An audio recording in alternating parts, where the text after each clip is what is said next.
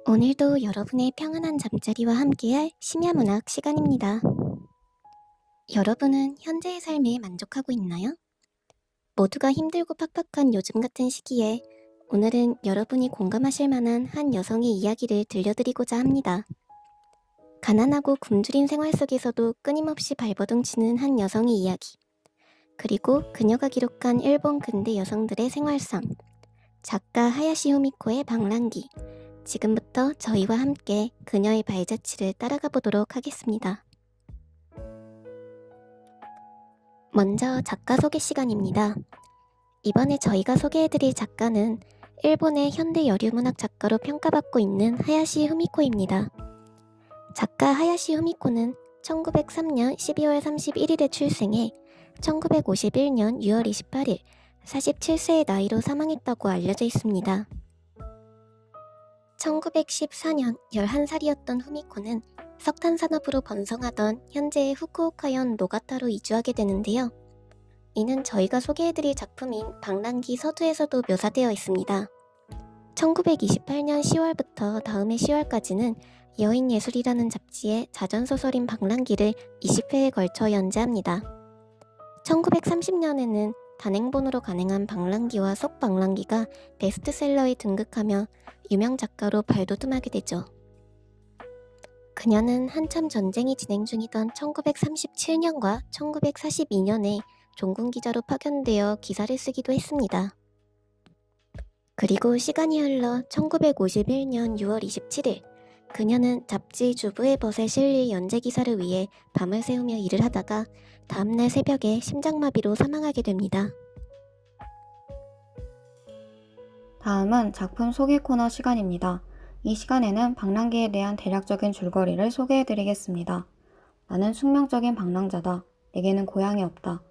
위와 같은 문장으로 시작하는 방랑기는 하야시 후미코가 연인을 따라 도쿄로 상경한 18살 무렵부터 데즈카 마사하루가 결혼한 23살까지 약 5년간의 생활을 일기 형식으로 기록한 소설입니다.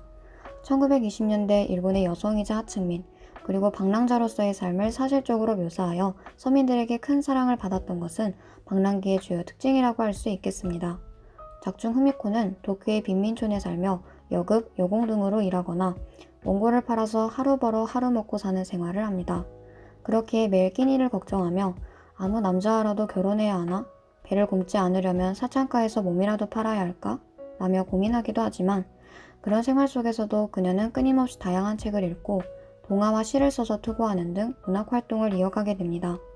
그럼 작가 하야시 후미코에 대한 소개와 방랑기의 대략적인 줄거리를 알려드렸으니 이제 본격적으로 저희와 함께 소설 속으로 빠져들어가 볼까요?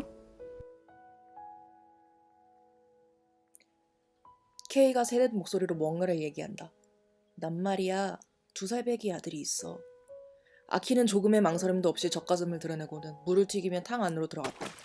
사실 난 처녀야라고 말한 것도 웃기지. 너 처음 들어왔을 때부터 눈치챘어. 하지만 너도 그럴 만한 딱딱한 사정이 있어 여기 왔을 테지. 남편은 어떻게 된 거야? 폐가 나빠 아이하고 집에 있어. 불행한 여자들이 여기저기 우글거린다. 어머, 나도 아기 가진 적이 있는데. 살이 쪄서 모델처럼 다소곳하게 손발을 씻고 있던 토시가 느닷없이 큰 소리로 말한다. 나는 3개월 됐을 때 지워버렸어. 우라가 짐이라서 말이야. 토요하라에 사는 사람들은 모두가 알고 있을 정도로 나는 화려한 생활을 했어. 시집을 간 곳은 지주 집안이었는데 아주 개방적에서 피아노를 배우게 해줬어. 피아노 선생은 도쿄에서 흘러들어온 피아니스트였는데 그놈에게 완전히 속아넘어가 아이를 맺지 뭐야. 그놈 자식이란 걸 분명히 아니까 말했는데 그놈이 잘됐네요. 도련님 자식이라고 하세요. 라고 하잖아. 그래서 분해가지고 그런 놈의 자식을 낳으면 큰일이다 싶어가지고 겨자를 개서 한발 맞았던 거야.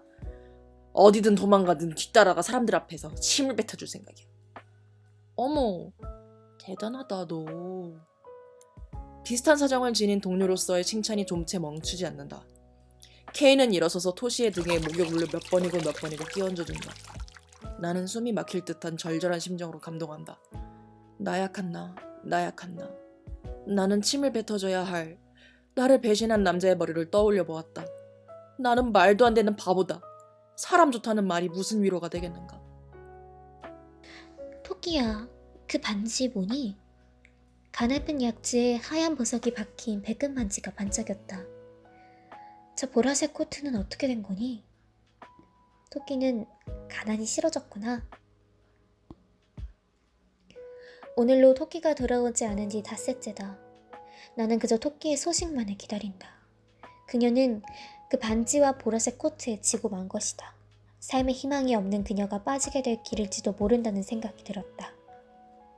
그렇게 가난은 절대 부끄러운 것이 아니라고 했건만 18살 나이의 그녀는 빨간색과 보라색을 다 가지고 싶었을 것이다. 나는 5전짜리 동전으로 싸구려 과자 5개를 사와 이불 속에서 옛날 잡지를 보며 먹었다. 가난은 부끄러운 게 아니라고 했지만 5개의 과자는 결코 내 위장을 구해주지 못했다. 손을 뻗어 벽장을 열어본다. 남아있는 배추를 씹으며 하얀 쌀밥의 맛을 상상한다. 아무것도 묻지 말고 용서해줘. 반지를 준 사람한테 협박당해 아사쿠사의 술집에 있어. 그 사람에게는 아내가 있긴 했지만 친정으로 돌려보내도 된대. 비웃지 말아줘. 그 사람은 공사 하청업자이고 42이야. 옷도 많이 사줬어. 네 얘기를 하니까 매달 40엔 정도는 주겠대. 나는 기뻐. 차마 읽을 수 없는 토끼의 편지 위로 나는 이러면 안 된다며 불꽃처럼 눈물을 흘렸다. 이가 쇠조각처럼 딱딱거린다. 내가 언제 그런 걸 부탁했어. 바보.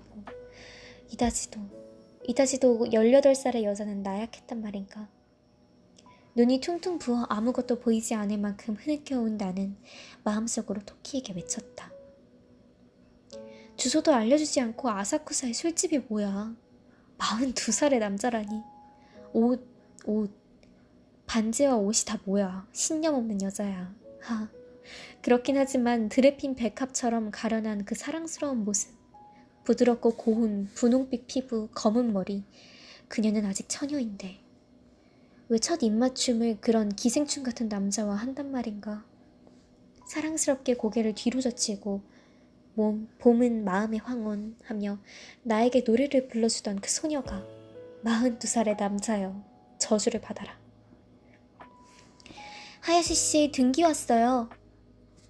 모처럼 생기 있는 아주머니의 목소리에 계단에 놓인 봉투를 집어들어서 보니 지지 신부의 시라미키 씨에 보낸 등기 우편이었다. 일금 23엔 동화 원고료였다. 당분간 배곰지 않아도 된다. 가슴이 두근거렸다.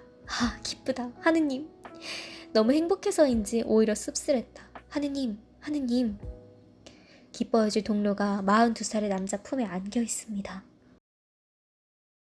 방랑기는 1920년대 사회 하층민으로 살아가던 일본 노동계급 여성들의 무거운 현실을 담담하게 전해줍니다.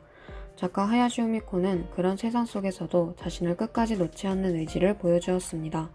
저희가 준비한 내용은 여기까지입니다. 끝까지 시청해주셔서 감사합니다.